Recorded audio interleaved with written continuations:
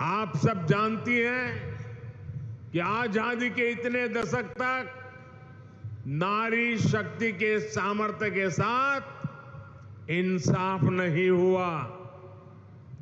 अब आप मुझे बताइए, किसी के एक हाथ एक पैर को बांध कर रखा जाए तो उससे आप कितनी उम्मीद कर सकते हैं?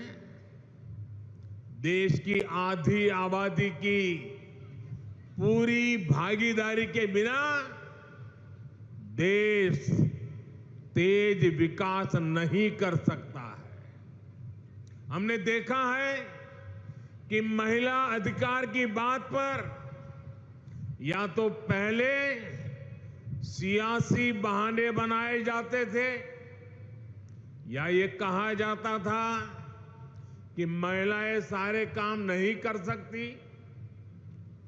हमने गुजरात से इसी सोच के खिलाफ लड़ाई शुरू की थी। गुजरात में हमने परिवार, समाज और स्टेट तीनों स्तर पर महिला सशक्तिकरण की दिशा में कई सफल अभियान चलाए। परिवार में पीने के पानी जैसी बेसिक जरूरत हो, आर्थिक भागीदारी की बात हो या इलाज की चिंता हो, इनसे महिलाएं सबसे ज्यादा प्रभावित होती हैं। हमने एक एक करके ऐसी बहुत सारी योजनाएं बनाई जिससे परिवार में रहने वाली हर महिला का जीवन आसान हो। सामाजिक स्तर पर बहनों बेटियों को बराबरी दिलाने के लिए, उनकी शिक्षा के लिए हमने कन्या केळवणी अभियान गुजरात में हर जून महीने में चलाते थे। स्टेट लेवल पर राजनीति में और प्रशासन में उनकी भागीदारी सुनिश्चित की गई। गुजरात में स्थानीय निकायों में महिलाओं के लिए 50% आरक्षण की व्यवस्था के बारे में हम सबको पता है। आप में से ज्यादातर बहनें ये भी जानती है कि मैंने हर स्तर पर महिलाओं का प्रतिनिधित्व बढ़ाने के लिए समरस पंचायत ये प्रयोग शुरू किया था।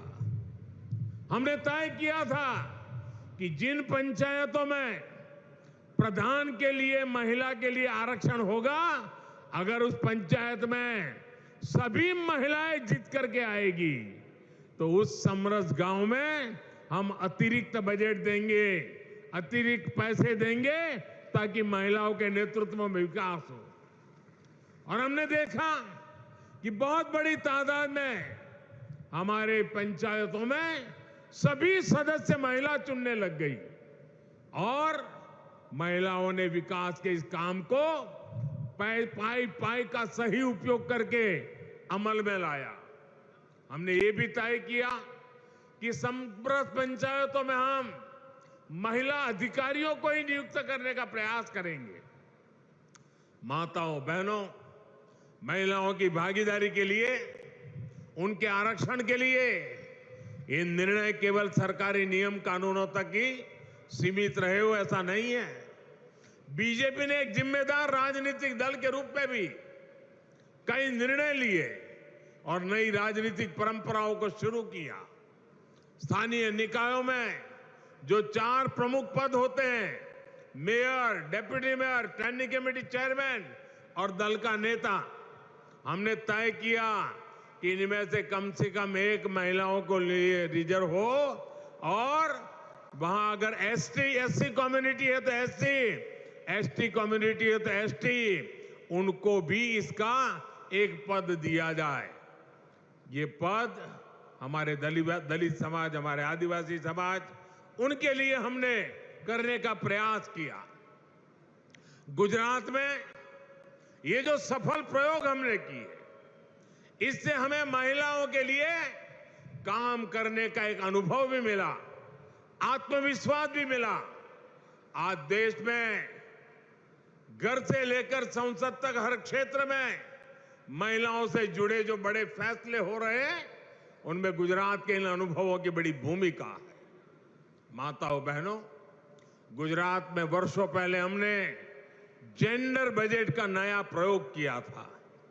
बहनों बेटियों के सर्वसमावेशी विकास के लिए सर्वग्राही नारी गौरव नीति बनाने वाला गुजरात देश का पहला राज्य था। इस नीति के माध्यम से महिलाओं को आर्थिक एवं सामाजिक तौर पर ज्यादा अवसर मिले, महिलाओं का स्किल डेवलपमेंट हुआ, महिलाओं के लिए रोजगार के अवसर बढ़े, प्रदेश की महिलाओं का उनके सरकार की कल्याणकारी योजनाओं का लाभ पहुंचे। इसलिए अलग से महिला बाल विकास मंत्रालय की शुरुआत की गई थी।